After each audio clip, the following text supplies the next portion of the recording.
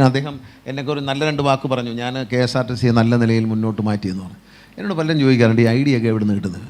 സത്യം ഞാൻ നിങ്ങളത് പറയട്ടെ, എൻ്റെ ഉള്ളിലേക്ക് ജീസസ് ക്രൈസ്റ്റ് ഐഡിയാസ് പറഞ്ഞു തരും. ഞാൻ എൻ്റെ കൂടെയുള്ള ഉദ്യോഗസ്ഥന്മാർ എന്നോട് ഞാൻ പറഞ്ഞു യേശു എന്നോട് സംസാരിക്കും. അപ്പോൾ ഇങ്ങനെ ചിലപ്പം ആഹാരം കഴിക്കുമ്പോൾ, ചിലപ്പോൾ കിടക്കുമ്പോഴായിരിക്കും, ചിലപ്പോൾ കുളിക്കുമ്പോഴായിരിക്കും, അല്ലെങ്കിൽ വണ്ടിയിലിരിക്കുമ്പോഴായിരിക്കും പെട്ടെന്ന് ഒരു ഐഡിയ വരും. ആ ഐഡിയ അപ്പം തന്നെ വിളിച്ച് പറഞ്ഞ് നടപ്പിലാക്കും. ആ നടപ്പിലാക്കുമ്പോൾ അത് വിജയിക്കുന്ന ഉണ്ടെന്നുകൊണ്ട് വന്നാൽ ഈ ഐഡിയ ആരുടേതാണ്? ഗണേഷ് കുമാറിൻ്റെ അല്ല, ദൈവത്തിൻ്റെതാണ് എന്നുള്ളതാണ്. മനസ്സിലായോ? എന്തുകൊണ്ടാണ് ഐഡിയ വിജയിച്ചത്? നമ്മുടെ പല ഐഡിയകളും പൊട്ടിപ്പൊളിഞ്ഞ് പാളീസായി പോകും. പക്ഷേ ദൈവം നിർദ്ദേശിക്കുന്ന ആശയങ്ങൾ, ഐഡിയകൾ അത് വിജയിക്കും, ഉറപ്പായിട്ടും വിജയിക്കും. എന്താണ് ജയിക്കുക? ഈ ഐഡിയകളെല്ലാം പറയുന്ന എല്ലാ ഐഡിയ എങ്ങനെ ജയിക്കുന്ന പലരും ചോദിക്കാറുണ്ട്. അപ്പോൾ ഞാൻ പറയും എന്നോട് ദൈവം സംസാരിക്കും.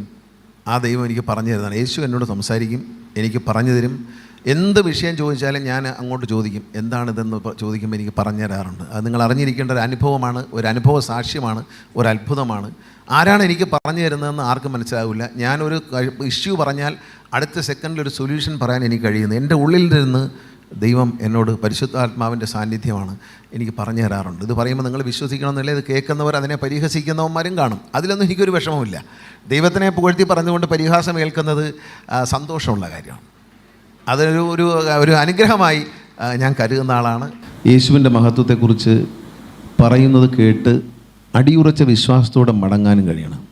യേശുവിൽ വിശ്വസിക്കുന്നുണ്ടെങ്കിൽ ഭയത്തിൻ്റെ ആവശ്യമില്ല എന്ന് അനുഭവിച്ച ആളാണ് ഞാൻ എൻ്റെ ജീവിതത്തിലെ ഏറ്റവും വലിയ പ്രതിസന്ധി അതിജീവിച്ചത് ജീസസ് ക്രൈസ്റ്റിനെ പ്രാർത്ഥിച്ചിട്ടാണ്. ഞാൻ എൻ്റെ ജീവിതം വഴിമുട്ടിപ്പോകുമെന്ന് എല്ലാവരും വിചാരിച്ചു.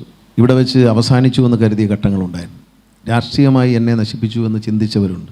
പക്ഷെ അവിടെ നിന്നെല്ലാം എന്നെ കൈപിടിച്ച് കൊണ്ടുവന്നത് യേശു ക്രിസ്തുവാണ് എന്ന് ഞാൻ എപ്പോഴും പറയാറുണ്ട്. അതിലെനിക്ക് എൻ്റെ അമ്മയും എൻ്റെ അച്ഛനും ഞാനും യേശുവിൽ വിശ്വസിക്കുന്നു.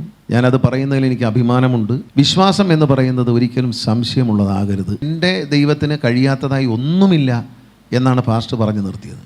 യേശുവിനാൽ കഴിയാത്തതായി ഒന്നുമില്ല എന്ന് അദ്ദേഹം പറഞ്ഞു നിർത്തി.